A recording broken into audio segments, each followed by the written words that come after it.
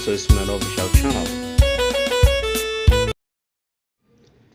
Assalamu alaikum rahmatullahi wabarakatuh. Welcome back to English with Sosman official channel.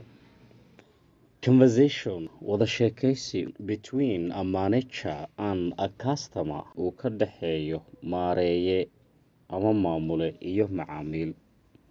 I bought ayuu yiri waxaan ka iibsaday two expensive dictionaries, laba qaamuus oo qaali ah hiya halkan half an hour ago nus saac ka hor. I bought waxaan ka gatay ama ka iibsaday two expensive dictionaries, laba qaamuus oo qaali ah hiya halkan half an hour ago nus saac ka hor. But I forgot, laakiin waxaan iloobay ama hilmaamay to take them with me inaan qaato. Managerka yaa hadlay, who served you sir? Mudane yaa ku adeegay ama ku khidmeeyey mudane. The lady marwada who's standing taasoo taagan behind the counter, counterka gadaashiisa, boardka ama tableka lacagta lagu tiriyo gadaashiisa.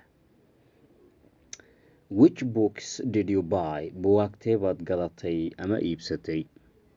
The books buugaagta which are kuwaasoo on the counter saaran boardka dushiisa ama miiska dushiisa.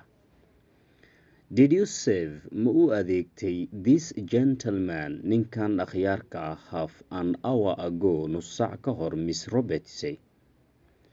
He says wuxuu oranayaa ama dhahayaa he is the man inuu yahay ninka who bought iibsaday ama gatay these books buugaagtani. I can't remember sir, mudane ma xusuusan karo. The man ninka whom I served aan u adeegay ama u khidmeeyey was wearing waxa uu xirnaa a hat koofiyad.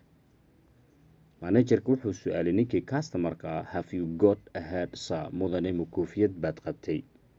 Yes I have ayuu yiri haa waan qabay. Would you put it on please? Fadlan ma gashan kartaa ama ma xiran kartaa?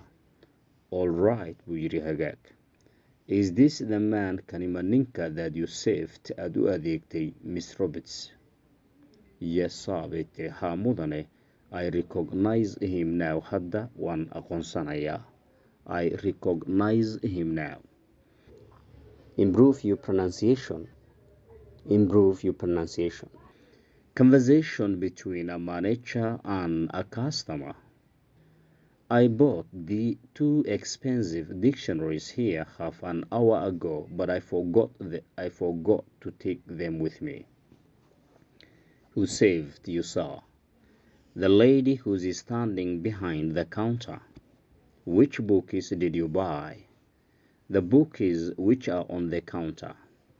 Did you save this gentleman half an hour ago, Miss Roberts? He says he's the man who bought these books. I can't remember, sir. The man whom I saved was wearing a hat. Have you got a hat, sir? Yes, I have. Would you put it on, please? All right. Is this the man that you saved, Miss Roberts? Yes, sir. I recognize him now. Thanks. ألف لو كردبي ألف لو سلبي ألف لا قذي